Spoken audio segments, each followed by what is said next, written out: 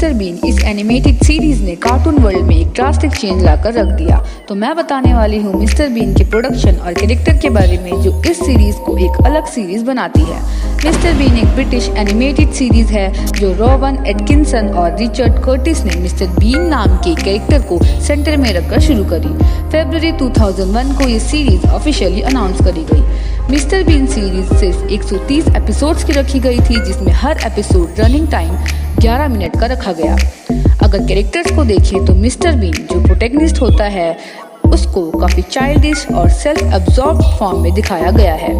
London में अकेले रहने वाला जो ये बिल्कुल सिखाता है कि सेल्फ लव बहुत ज़रूरी है। दूसरा, मिस्टर बीन का टेडी जो लाइफ लॉन्ग उसका बेस्ट फ्रेंड होता है। इस सीरीज में बीन ये प्रिटेंड करता है कि टेडी जिंदा है और इंसानों की तरह बात कर सकता है और कहीं ना कहीं टेडी मिस्टर बीन के अकेलेपन को दूर करने में बहुत इंपॉर्टेंट रोल प्ले करता है। उसके बाद आती है मिसेस जूलियस विकेट जो बीन की बुजुर्ग और चिड़चिड़ी ओनर थी जो हमेशा बीन की हरकतों पर चिल्लाती थी, लेकिन कहीं ना कहीं जूलियस के हर्ट में बीन के लिए एक सॉफ्ट कॉर्नर भी था। फिर आती है हमारी इर्मा गॉफ, मिस्टर बीन की लॉन्ग टाइम गर्लफ्रेंड जो बीन के कंपैरिजन में काफ़ी इंटेलिजेंट और सॉफ्ट हार्टेड दिखाई गई है। वो एक सिंपल सी लड़की होती है जो लाइब्रेरियन की तरह काम करती है। उसके बाद है मिस मैरी विंस जो मिसेस विकेट की बेस्ट फ्रेंड थी जो हमेशा उनके साथ रेसलिंग देखते हुए चाय पीना पसंद करती थी, लेकिन जब भी वो दोनों चाय पीने बैठते थे तो मिस्टर बीन की हरकतों की वजह से उनका सारा प्लान या फिर इवनिंग खराब हो जाती थी।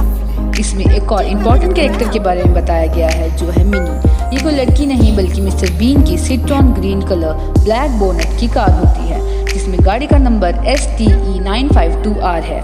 बीन इस कार की बहुत केयर करता है। एक्चुअली इस कार का कैरेक्टर रोवन एटकिंसन की खुद की कार से इंट्रोड्यूस किया गया था जो ब्रिटिश लेलैंड मिनी 1000 थी। मिस्टर बीन एक ऐसी सीरीज थी जिसमें एक्शन के थ्रू लोगों को हंसाया जाता है। इसकी डिटेल्ड एनिमेशन ही इसका कहीं ना कहीं ये कारण है कि ये 190 से भी ज़्यादा कंट्रीज में एयर किया जा चुका है। अब इसके बाद सबसे बड़ा सवाल ये आता है कि इतने सक्सेस के बाद इसे एंड क्यों किया गया। एक्चुअली 2019 में इसका प्रोडक्शन एंड किया गया और इसका कहीं ना कहीं ये रीज़न है कि शो के क्रिएटर्स खराब कंटेंट बना के शो को बिल्कुल अनपॉपुलर करना नहीं चाहते थे और लगातार सीरीज़ में आइडियाज़ लाना एक काफ़ी मुश्किल काम है।